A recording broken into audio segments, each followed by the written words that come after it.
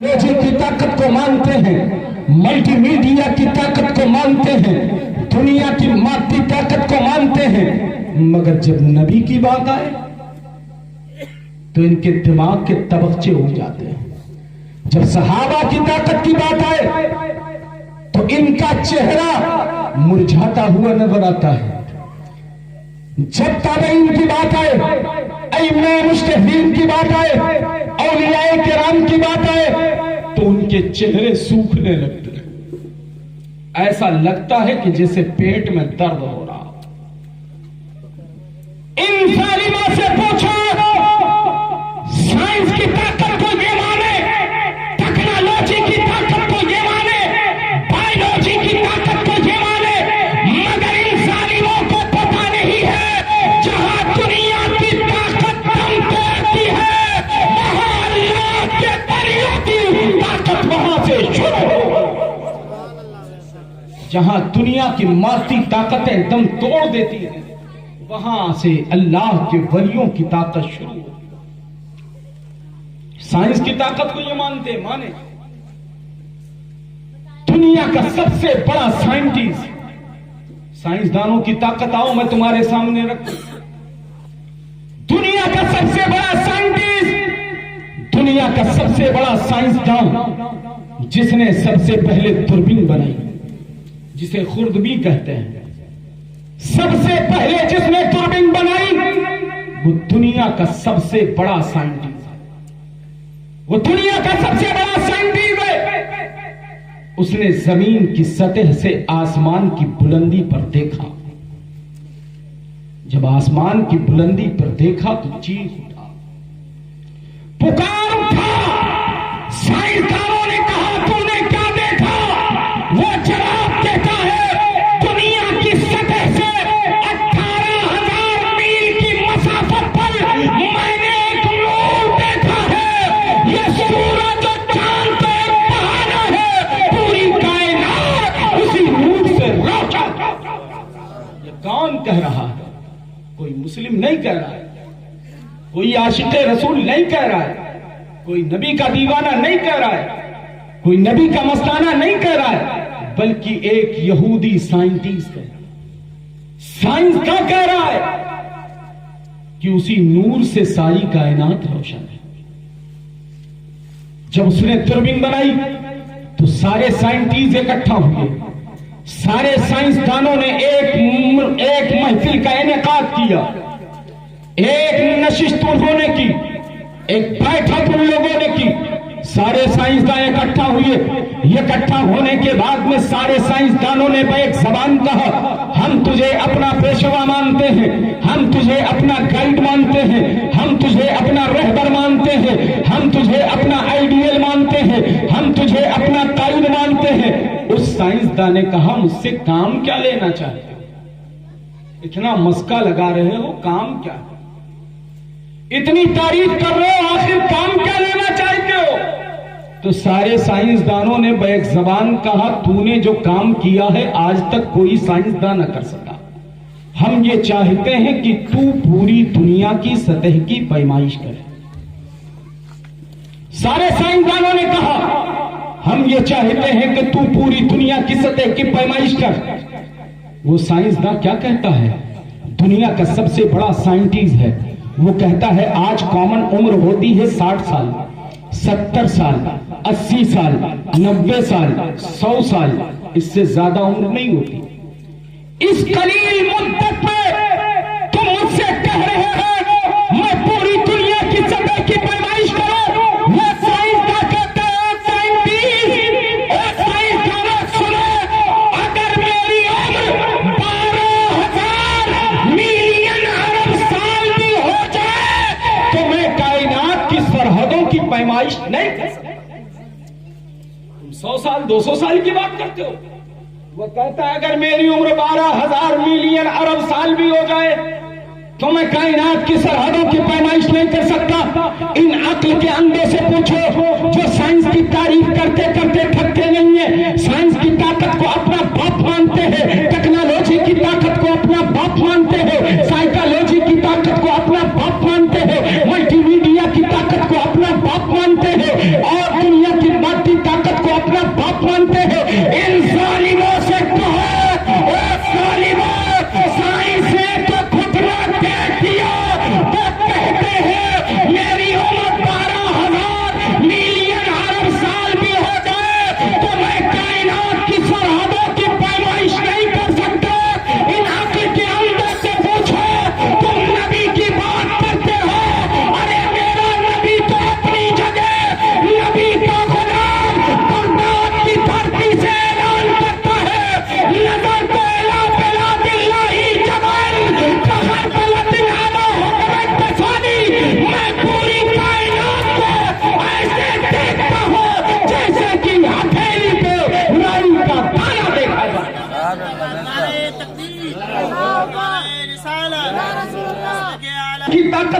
करते हो?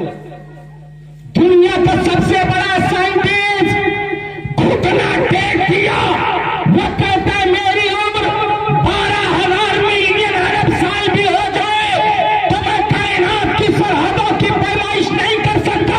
मगर मेरा गौस फरमाता है, नजर तो इला बिलादिल्लाहि जमान, मैं अल्लाह के तमाम शहरों को ऐसे देखता हूं जैसे कि हथेली पे राई का दाना देखा जाता है। गौसे आजम ने यह नहीं फरमाया नजर तो इला बिलादिल अर्दी जमान, ये नहीं फरमाया मैं दुनिया के तमाम शहरों को ऐसे देखता हूं जैसे कि हथेली पे राई का दाना देखा जाता है। मेरे गौस ने यह नहीं कहा। आइए सितारों की बात। आसमान पर कई मिलियन सितारे हैं, कई मिलियन सितारे हैं। एक सितारा साइंटिस्ट बताते हैं कि एक ऐसा सितारा है आसमान पे जिसका नाम है red hyper giant. Red hyper giant जिसके ताल्लुक से साइंटिस्ट बयान करते हैं कि वो इतना बड़ा सितारा है कि उसके मुकाबिल में ये जमीन ऐसे है जैसे कि राई का दाना पड़ा हुआ। उस सितारे के मुकाबिल में ये जमीन ऐसे है जैसे कि उसके सामने एक राई का दाना पड़ा हुआ। साइंटिस्ट कहते हैं तेज रफ्तार तैयारा, तेज रफ्तार फ्लाइट जो फी घंटा 1000 मील उड़े, 1 घंटे में 1000 मील की मसाफत को तय करे, ऐसी तेज रफ्तार फ्लाइट जब कंटिन्यू उस सितारे के गिर्द गर्दिश करेगी तो तकरीबन 1100 बरस में कहीं उस सितारे के गिर्द गर्दिश करवाएगी। इतना बड़ा सितारा, इतना बड़ा सितारा। बताने का मकसद यह है, मेरे खास ने ये नहीं कहा मैं जमीन को ऐसे देखता हूं जैसे कि हथेली पर राई का दाना देखा जाता है।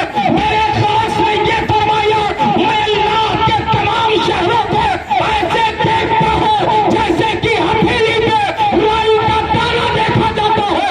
मेरे खास जिस तरह जमीन को देखते हैं इसी तरह आसमान को भी देखते हैं, और इसी तरह आसमान में जितने कहकशें हैं सारे कहकशों को देखते हैं, चांद और सितारों को भी देखते हैं।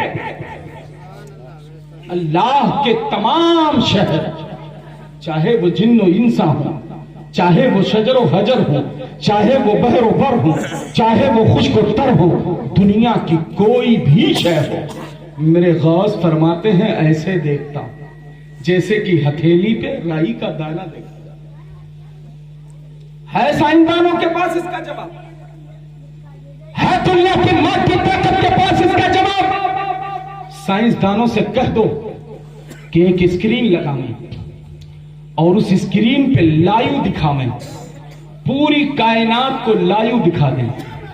इस तरह नहीं कि पूरी कायनात की एक तस्वीर उस स्क्रीन पे दिखा दें, ऐसा नहीं, कंटिन्यू ये दिखाते रहे इस वक्त पड़ोसी मुल्क में क्या हो रहा है, भारत में क्या हो रहा है, इंडोनेशिया में क्या हो रहा है, फिलिस्तीन में क्या हो रहा है, जिम्बाब्वे में क्या हो रहा है, कीनिया में क्या हो रहा है, साउथ अफ्रीका में क्या हो रहा है, न्यूजीलैंड में क्या हो रहा है, जर्मन में क्या हो रहा है, बर्तानिया में क्या हो रहा है, स्विट्जरलैंड में क्या हो रहा है, हाईलैंड में क्या हो रहा है, थाईलैंड में क्या हो रहा है, बर्तानिया में क्या हो रहा है, साउथ अफ्रीका में क्या हो रहा है, अरबिस्तान में क्या हो रहा है, बगदाद में क्या हो रहा है, पूरी दुनिया में क्या हो रहा है, मशरिक से लेकर के मगरिब तक, शिमाल से लेकर के जुनूब तक, दुनिया की किसी माती ताकत से कह दे ये पूरी दुनिया को एक स्क्रीन पर लाइव दिखा दे। अगर दिखा नहीं सकते तो बजाते खुद देख ले, ये दुनिया दम तोड़ करके मरती हुई नजर आएगी और ये कहेंगे आज तक दुनिया में किसी के पास ऐसा आला नहीं कि पूरी दुनिया को एक स्क्रीन पे देखे। अरे तुम नबी की बात करते हो, नबी का होना बगदाद की धरती से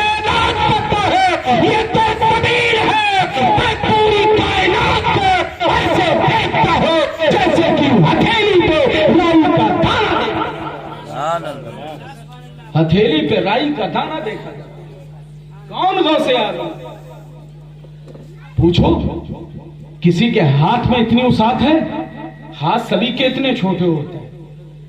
उसकी साइज के एतबार से, उसकी सेहत के एतबार से, जो जितना बड़ा है उतना बड़ा उसका हाथ होता है।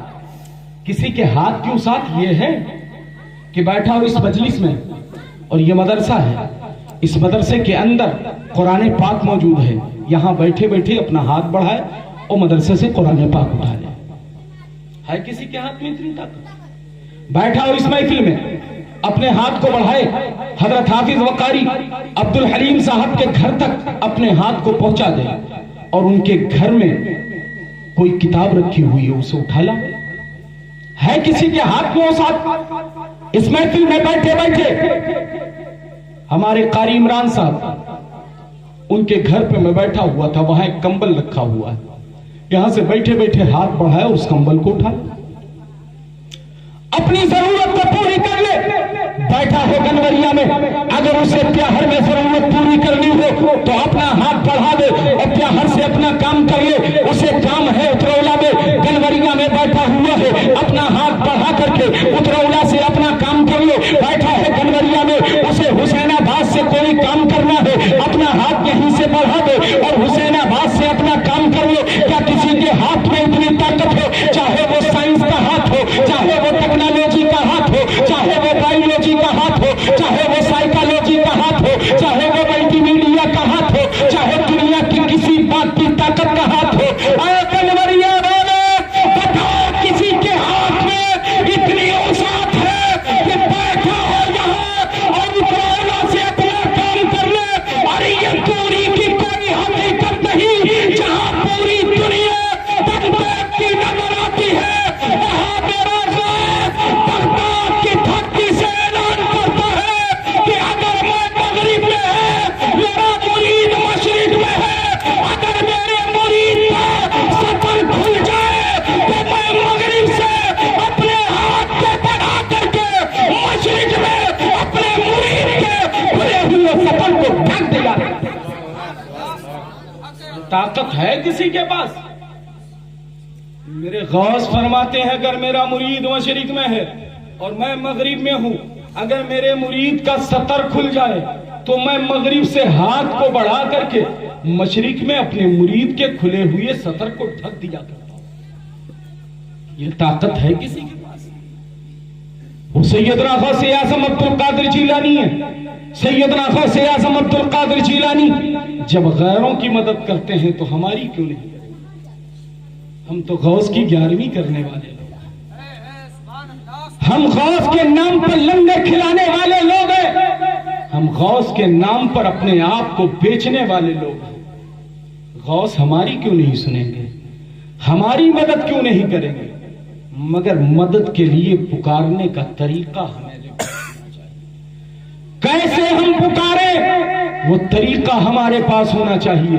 खुदा की कसम, दिल से पुकारो, दिल से पुकारो, जबान से नहीं। ख्वाजा गरीब नवाज के आस्थाने पे बैठ करके जो अंधा आंख मांग रहा था, कई दिनों तक आंख मांगता रहा। जब सुल्तान शमसुद्दीन अल्तमश की नजर पड़ी, पूछा कब से मांग रहा? कई दिन हो गए, बहुत दिनों से यहां पड़ा हुआ हूं, आंख नहीं मिली। आपने कहा लौट कर आता हूं फातिहा पढ़ के, अगर आंख ना मिली तो गर्दन उड़ा दूंगा।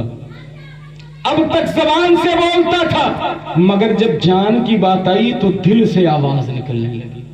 अब तक आंख का मामला था, सरकार करम कर दीजिए, अब जान का मामला अता कर दीजिए। जब दिल से पुकारा तो आंख भी महफूज और जान भी महफूज। दिल से पुकारना सीखो। मेरे आका गैरों की मदद करते हैं, अपनी क्यों नहीं करेंगे? हम लोगों की क्यों नहीं करेंगे? आइए मैं आपको बताऊं, वो सैयदना गौसे आज़म अब्दुल कादिर जीलानी है। एक काफिरा खातून जिसे 4 निकम्मे बच्चों ने घेर लिया, 4 लुच्चे लफंगे बच्चों ने एक जंगल में घेर लिया, जिसके पास जेवर भी था और उसके पास बेशबहा कीमत, उसके पास जेवरात थे और कुछ रकम भी उसके पास मौजूद थी। चारों ने जंगल में घेर लिया और घेरने के बाद कहा आज हम तेरा माल लूट लेंगे। आज तेरे जेवर लूट लेंगे। उस खातून ने कहा इतना आसान नहीं है जेवर लूटना, इतना आसान नहीं है मेरी दौलत लूटना। क्या तुम लूटोगे मेरी दौलत और मैं खामोश रहूंगी, किसी को मदद के लिए नहीं पुकारूंगी? क्या तुम यूं ही इजी लूट कर चले जाओगे, आसान तरीके से लूट कर चले जाओगे? तुम लूट कर तो दिखाओ, लूट कर दिखाओ, मैं आवाज लगाऊंगी, मैं मदद को पुकारूंगी। उन चारों ने कहा किसे पुकारेगी? क्या अपने माबूदों को पुकारेगी? पुकार ले, अपने माबूदों को पुकारना है, पुकार ले। उसने कहा पूरी जिंदगी अपने माबूदों को पुकार पुकार कर थक गई हूं, आज तक कोई मदद के लिए नहीं आया, आज तक कोई मदद के लिए नहीं आया। फिर उन चार नौजवानों ने कहा किसे पुकारेगी? वह कहती है मुसलमानों के गौस को पुकारूंगी, मुसलमानों के गौस को पुकारूंगी। अब अगर है हिम्मत तो लूट कर दिखा, है हिम्मत तो लूट कर दिखा। मुसलमानों के गौस को मैं पुकारूंगी, है अगर ताकत तो लूट कर बता। उन जालिमों ने कहा अगर हमारे माबूदों को अगर पुकारती तो हो सकता था कि हम तेरा जेवर ही लूटते, हम तेरा माल ही लूटते, मगर तू हमारी होकर के तूने मुसलमानों के गौस को पुकारने की बात की है। ना आज तेरे जेवर महफूज होंगे और ना ही आज तेरी इज्जत महफूज होगी। उस खातून ने कहा अपने गौस का इलाज करो। मैं आज मुसलमानों के गौस को बुलाती हूं, तुम देखती हूं कि तुम कैसे मेरे जेवर लूटते हो, कैसे मेरा माल लूटते हो। उन चारों ने कहा तुझे कैसे मालूम कि गौस मदद करते, मुसलमानों के गौस मदद करते, तुझे कैसे मालूम? तो वो काफिरा खातून कहती है मेरी एक पड़ोसन है जो हर साल 11वीं के मौके पे हजारों रुपये खर्च करती है, किसी गौस की 11वीं करती है। हमने उससे पूछा, उस खातून से पूछा कि ऐ खातून ये बता तू हजारों रुपये किस गौस के नाम पे खर्च करती है, तू किसकी 11वीं करती है, इतने पैसे क्यों खर्च करती है? वो काफिरा कहती है कि मेरी पड़ोसन ने मुझे बताया है हम जब किसी मुसीबत में गिरफ्तार होते हैं तो गौसे आजम को मदद के लिए पुकारते हैं, वो हमारी मदद करते हैं, इसलिए हम ये 11वीं का एहतमाम।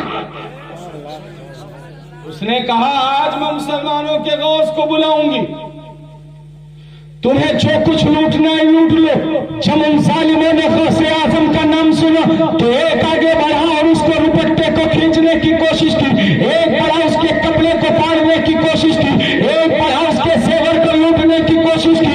अब ये खातून तिलक करके अर्ज करती है ओ मुसलमानों के गौस कब आओगे मेरी मदद के लिए? जब मेरी इज्जत नीलाम हो जाएगी तब आओगे, जब मैं मुंह दिखाने के काबिल न होगी तब आओगे। ऐ मुसलमानों के गौस कब आओगे? इतना कहना था। वो खातून कहती है एक अजीम हस्ती जलवा अफरोज होती है और वो कहते हैं मेरी बेटी जिक्र करने की जरूरत नहीं है, ये अब्दुल कादिर तेरी मदद के लिए आ गया, ले अब्दुल कादिर तेरी मदद के लिए आ गया है। वो खातून कहती है गौसे आजम ने एक ही बार में उन चारों को वासिले जहन्नम कर दिया, वासिले जहन्नम कर दिया। वो खातून गौसे आजम के कदमों में गिरती है और गिर करके कहती है ना तो आज मेरी इज्जत महफूज थी, ना ही मेरी दौलत महफूज थी, ना मेरे जेवर महफूज थे। ऐ गौसे आजम आज आपकी निगाहे करम ने मेरी दौलत भी बचा ली है, मेरे जेवर भी बचा लिए हैं, मेरी इज्जत भी बचा ली है और मेरे सीने से जो ईमान की दौलत है लुटेरों ने लूट लिया था आपने उसे भी वापस कर दिया है। मैं आपके कदमों में गिरती हूँ, मुझे कलमा पढ़ा लीजिए और दायरे इस्लाम में दाखिल कर।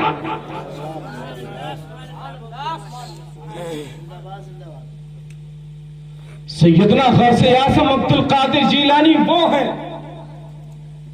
जो गैरों की मदद करते हैं, अपना पुकार कर देखे, अपना पुकार कर देखे। गौसे आजम हर एक की सुनते हैं, हर एक की सुनते हैं। कुछ जालिम कहते हैं गौसे आजम तो बगदाद में है। तुम हिंदी हो, हिंदी में पुकारते हो, क्या गौसे आजम सुनते हैं? मैं कहता हूं हां सुनते हैं। अल्लाह तबारक व तआला अपने बंदों को जब अपना कुर्ब अता करता है तो अल्लाह तबारक व तआला खुद फरमाता है, मैं अपने उन नेक बंदों की आंखें हो जाता हूं जिससे वो देखा करते हैं, मैं उनके कान हो जाता हूं जिससे वो सुना करते हैं, मैं उनकी जबान हो जाता हूं जिससे वो बोला करते हैं, मैं उनके हाथ हो जाता हूं जिससे वो दिया करते हैं, मैं उनके पैर हो जाता हूं जिससे वो चला करते हैं। ऐ गनवरिया के खुश अकीदा सुन्नी मुसलमानों, आप कहेंगे अल्लाह तो आंखों से पाक है, अल्लाह तो कानों से पाक है, अल्लाह तो जबान से पाक है, अल्लाह तो हाथों से पाक है, अल्लाह तो पैर से पाक है। फिर कैसे अल्लाह तबारक व तआला अपने बंदों के हाथ हो जाता है, अपने बंदों के पैर हो जाता है, अपने बंदों की आंखें हो जाता है, अपने बंदों के कान हो जाता है, अपने बंदे की जबान हो जाता है। आखिर कैसे हो जाता है? तो आओ मैं आपको बताऊं, जो अल्लाह का मुकर्रब बंदा होता है, बादे विसाल आंखें तो उस बंदे की होती है, मगर बादे विसाल भी उन आंखों में जो देखने की ताकत होती है वो खालिक कायनात की जानिब से हुआ करती है।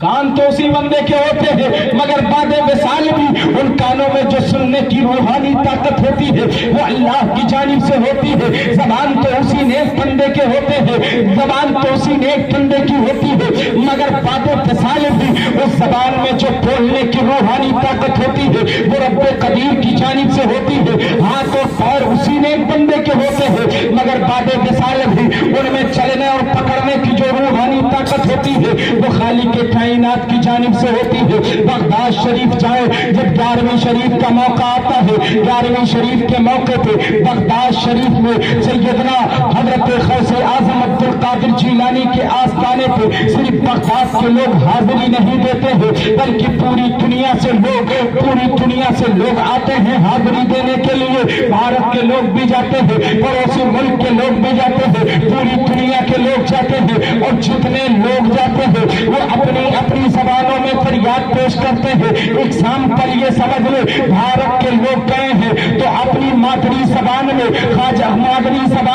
सैयदना गौसे आजम अब्दुल कादिर जिलानी की बारगाह में फरियाद करते हैं। पड़ोसी मुल्क के लोग गए हैं तो वो अपनी जबान में फरियाद करते हैं। बांग्लादेश के लोग गए हैं तो बंगाली में अपनी फरियाद को पेश करते हैं। इंडोनेशिया से लोग गए हैं तो अपनी जबान में फरियाद पेश करते हैं। तुर्किस्तान से लोग गए हैं तो अपनी जबान में फरियाद पेश करते हैं। बरतानिया से लोग गए हैं तो अपनी जबान में फरियाद पेश करते हैं। चाइना से लोग जाते हैं तो अपनी जबान में फरियाद पेश करते हैं। फिलिस्तीन से लोग जाते हैं तो अपनी जबान में फरियाद पेश करते हैं। अमेरिका से लोग जाते हैं तो अपनी जबान में फरियाद पेश करते हैं। हासिल कलाम ये समझ लो, पूरी दुनिया से लोग गौसे आजम की बारगाह में जाते हैं और अपनी अपनी जबानों में फरियाद को पेश करते हैं। खुदा की कसम, मेरे गौस दुनिया की सब जबानों को सुनते भी है और उसे समझते भी है, उनकी मुरादों को पूरी उनकी मुरादों को पूरी करते भी हैं। इसकी वजह क्या है? कान तो गौसे आजम के हैं, कान तो गौसे आजम के हैं, मगर बातें विसाल इन कानों में जो सुनने की रूहानी ताकत है उस खालिक कायनात की जानिब से है, जिस खालिक कायनात से पूरी दुनिया की जबानों को पैदा किया, पूरी दुनिया की जबानों को पैदा किया, वो सैयदना गौसे आजम अब्दुल कादिर जिलानी। गौसे आजम बमने बेसरो सामा मदद क़िबले दी मदद काबे ईमा मदद मा गदाएं तो सुल्ताने दो आलम हस्ती हस्त दारें तमन्नाए शहे जीला मदद इमदाद कुन अज बंद गम आजाद कुन दरदीन दुनिया शाद दुनिया गौसे आजम दस्तगीर। इंशाअल्लाह तबारक व तआला फिर कभी मौका मिला तो सैयदना गौसे आजम अब्दुल कादिर जीलानी रज़ी अल्लाह तआला अन्हु पर गुफ्तगू होगी। अस्तगफिरुल्लाह रब्बी मिन कुल्ली ज़ंबि व अतूबु इलैह, अस्तगफिरुल्लाह रब्बी मिन कुल्ली ज़ंबि व अतूबु इलैह, अस्तगफिरुल्लाह रब्बी मिन कुल्ली ज़ंबि व अतूबु इलैह। मैंने जो कुछ भी बयान किया इस पे पहले मुझे, उसके बाद में आप तमामी हजरात को अमल की तौफीक अता फरमाए। अस्सलाम वालेकुम। क्या कह रहे हैं बाबा, कुछ कह रहे हैं आप?